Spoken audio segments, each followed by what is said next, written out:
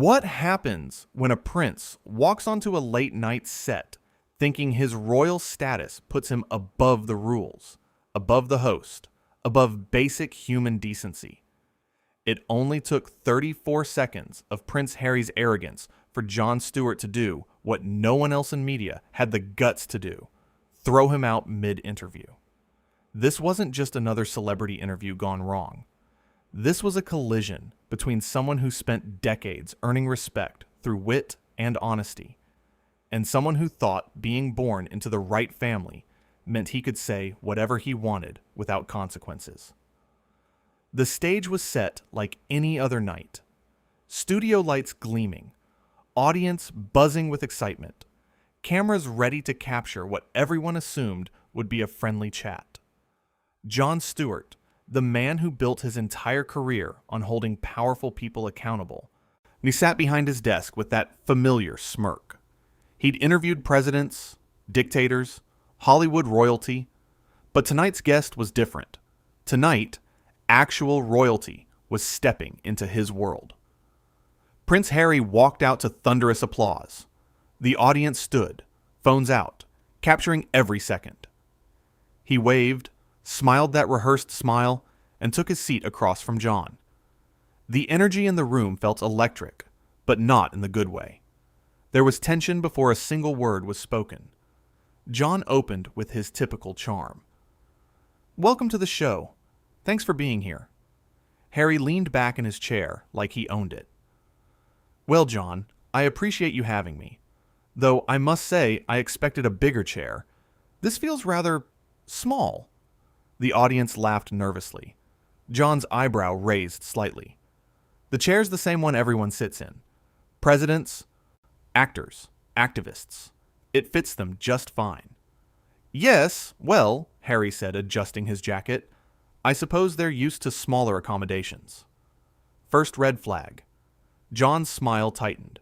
But he's a professional. He pushed forward. "So, let's talk about your book. You've been very open about your life, your struggles, your family. What made you want to share all of this publicly?" Harry shifted, crossing his legs. "You know, Jon, when you grow up in the spotlight like I did, you don't really have a choice about what's public and what's private. People think they know you. The media invents stories. I simply wanted to set the record straight on my terms." "Right, but you're choosing to do more media to complain about the media. Doesn't that seem a bit, I don't know, contradictory?"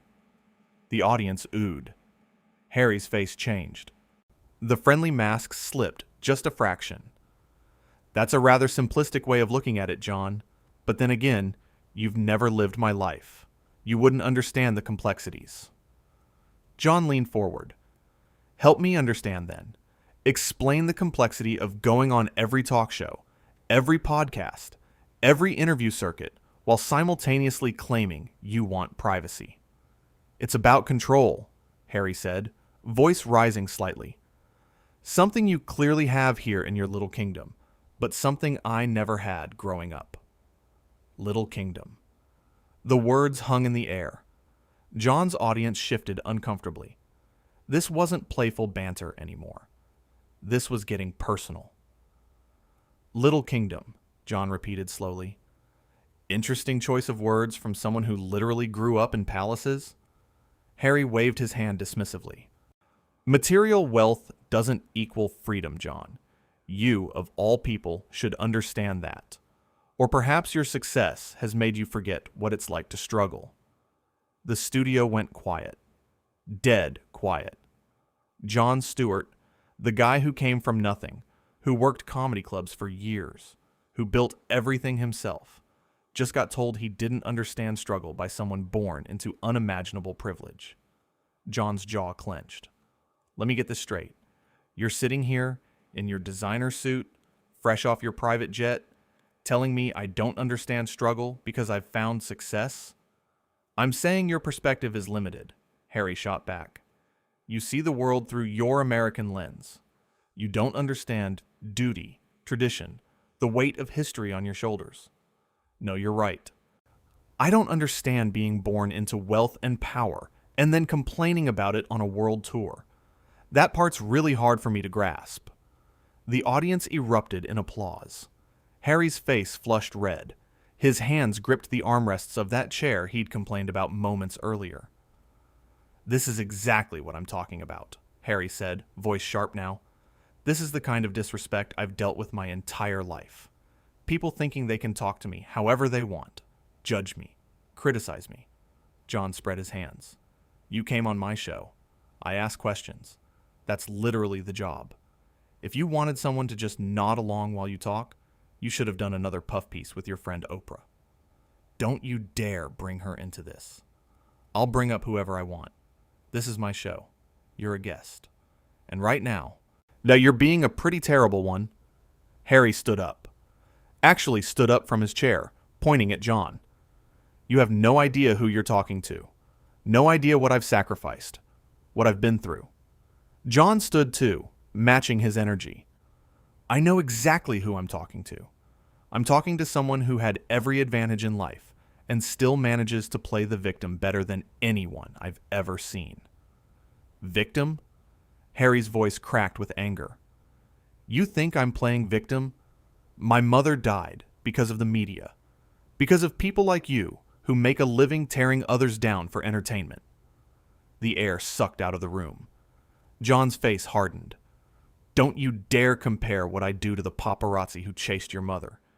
Don't you dare use her tragedy to deflect from your own entitled behavior right now." "Entitled?" Harry laughed, but there was no humor in it. "You're calling me entitled? You sit here night after night, making jokes about people's lives, their pain, their struggles, and I'm the entitled one." "Yeah," Jon said simply. "Yeah, you are. Because I punch up. I go after the powerful, the corrupt, the people who abuse their positions. You punch down. You complained about your brother, your father, your grandmother, all while they couldn't defend themselves publicly because of the very traditions you claim to hate, but also hide behind." Harry's finger was still pointing, shaking now with rage. "You don't know anything about my family. You don't know what goes on behind closed doors." "Then stop telling us." Jon's voice boomed across the studio. "Stop selling us books about it. Stop doing interviews about it. Stop making millions talking about how hard it is to be you. Just stop." The audience was frozen. This had gone from uncomfortable to explosive. Harry took a step closer to Jon's desk, his face twisted in anger. "You're just like the rest of them. You're just another small man who tears down others to make himself feel big." Jon walked around his desk, standing face to face with Harry now. The cameras were still rolling. The audience held their breath. "I'm small?" Jon's voice was quiet but deadly. "I built this from nothing. Every single thing I have, I earned. You were born on third base and spend your whole life complaining you didn't hit a home run. How dare you?" Harry seethed. "How dare I? How dare you come on my show and insult me? Insult my audience. Insult the very platform you begged your people to get you on. I didn't beg for anything. You people came to me. And now I'm asking you to leave." Silence. Complete, utter silence. Harry blinked, like he couldn't process what he just heard. "Excuse me?" "You heard me," Jon said, voice steady and calm now. "Get off my stage. This interview is over." Harry laughed again, that same bitter sound. "You can't kick me off. Do you know who I am?" "Yeah, I do. You're the guy who's about to be escorted out of my studio." Harry looked around at the audience, at the cameras, like he was waiting for someone to tell him this was a joke. Nobody moved. Nobody spoke. This was really happening.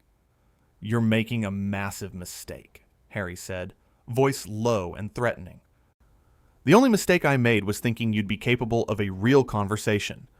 Turns out you just wanted a platform to whine. We're done here." Jon motioned to his producers off stage. 2 security personnel appeared from the wings. The audience gasped. This was unprecedented. This was insane. This was the most dramatic thing that had ever happened on late-night television.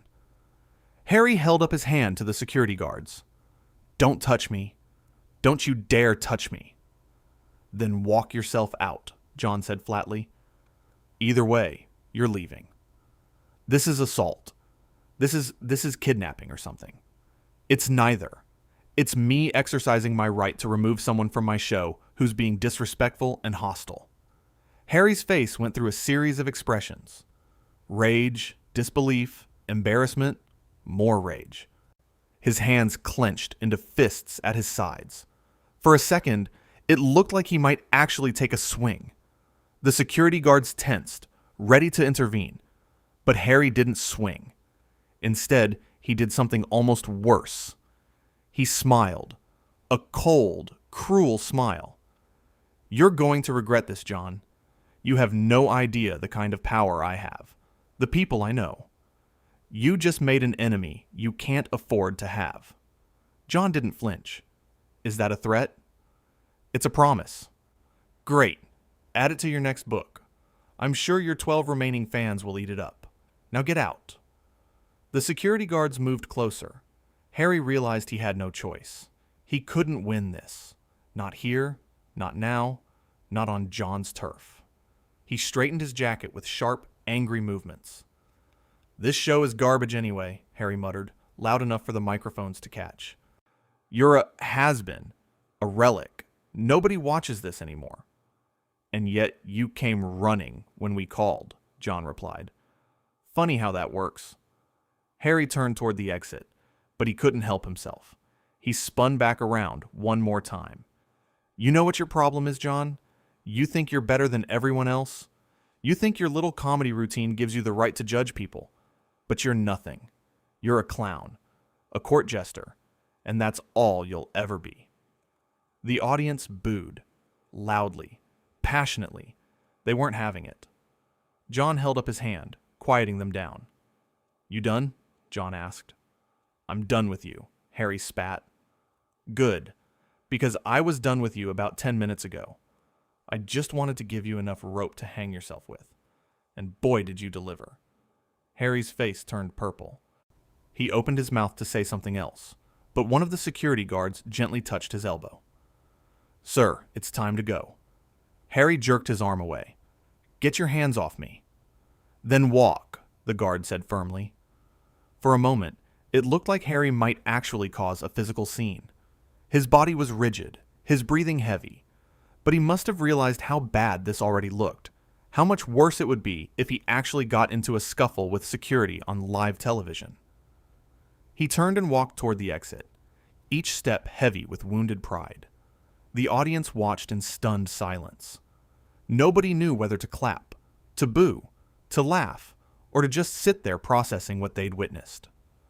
As Harry reached the edge of the stage, he stopped. One final moment of defiance. He looked back at Jon, at the cameras, at the audience. "So you'll all see," he said, voice cracking slightly. "You'll all see who was right." And then he was gone.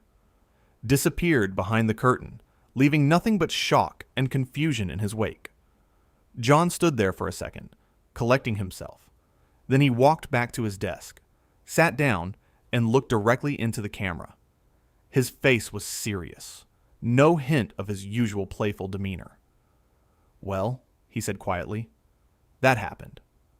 The audience exploded. Applause, cheers, standing ovation.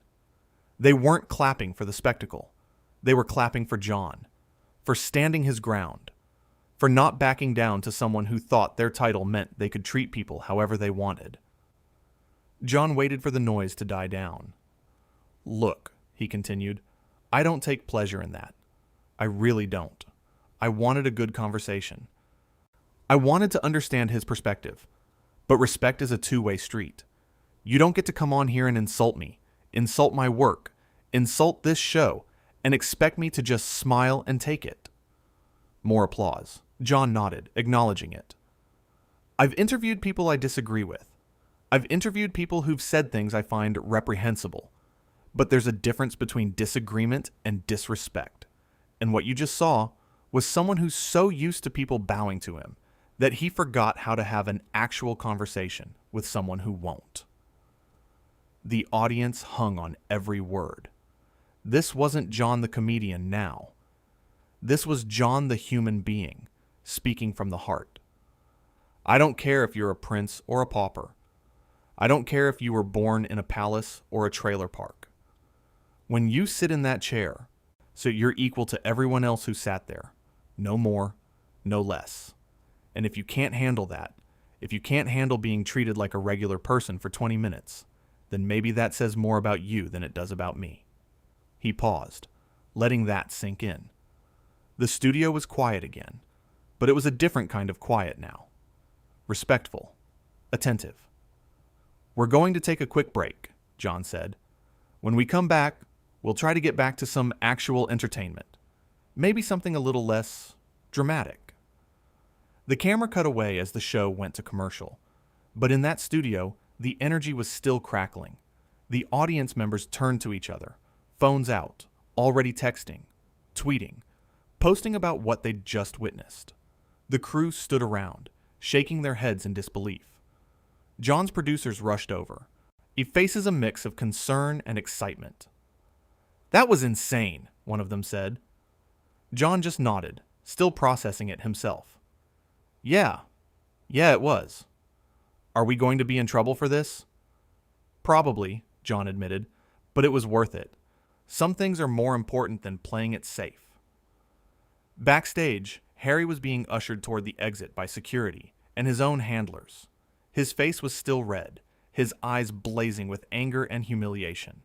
He could hear the muffled sounds of the audience still cheering, still applauding Jon. "This is unacceptable," he kept repeating. "Completely unacceptable." His publicist, looking pale and stressed, tried to calm him down. "We need to control the narrative on this. We need to get ahead of it before it spins out of control." But it was already too late for that. The moment had been captured on dozens of phones in the audience. Within minutes, it would be everywhere. Social media would explode. News outlets would run with it.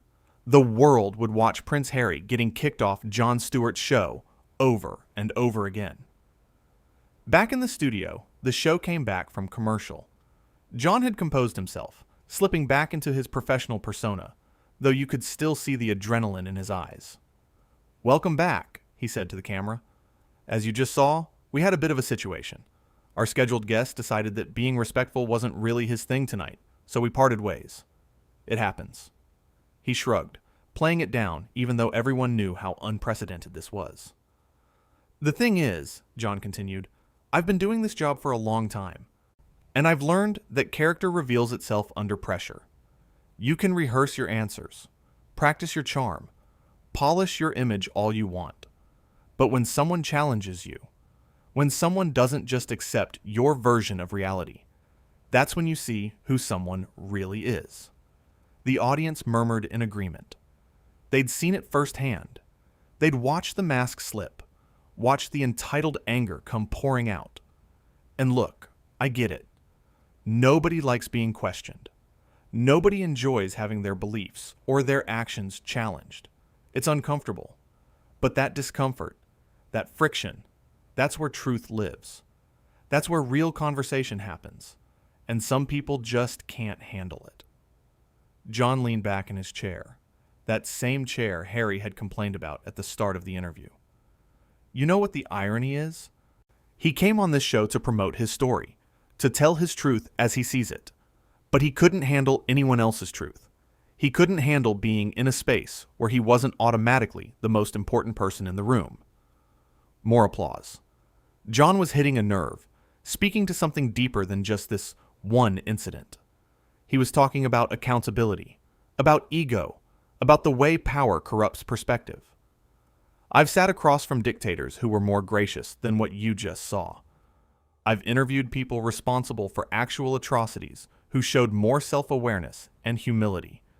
That's not an exaggeration. That's just a fact. The weight of that statement landed hard. Jon wasn't being hyperbolic. He was drawing from decades of experience, putting this moment in context. So yeah, we kicked him out, and I'd do it again. Because this show, this space, it's built on mutual respect, host and guest, guest and audience. We can disagree. We can debate. We can even argue. But we do it with basic human decency. And the second that goes out the window, the second someone thinks they're too important for that, they lose the privilege of being here. The audience gave him another standing ovation. Jon smiled, genuinely this time, grateful for their support. Anyway, he said, waving them back to their seats. Let's talk about something else. Anything else. How about those New York Knicks? The show moved on. Jon interviewed his remaining guests, made his jokes, did his usual brilliant commentary. But everyone knew that wasn't what people would remember from this episode. They'd remember the moment a prince thought he could bully a comedian and learned very quickly that titles mean nothing when you're facing someone with real conviction. In the control room, the producers were already fielding calls. Lawyers wanting to know about liability. Publicists trying to do damage control. Media outlets begging for exclusive comments. It was chaos. Beautiful chaos. But Jon had been through media storms before. He knew how this would play out. There would be backlash from Harry's supporters, claims that Jon had been disrespectful, accusations of bullying or ambush journalism. But there would also be a tidal wave of support from people tired of watching entitled celebrities play victim while actual victims went ignored. The truth was on tape. The whole thing, unedited, raw, real. People could watch it and make up their own minds about who was in the wrong. As the show wrapped and Jon said his final goodbyes to the camera, he felt something he hadn't felt in a long time. Not satisfaction exactly, not pride in embarrassing someone, but something deeper. Conviction. The knowledge that he'd stood up for something that mattered, that he'd drawn a line and held it, even when it would have been easier to just let it slide. Because that's what bullies count on. They count on people being too polite, too intimidated, too worried about consequences to call them out. They count on their status protecting them from accountability. And sometimes, just sometimes, someone has to be willing to say enough. Jon had said enough.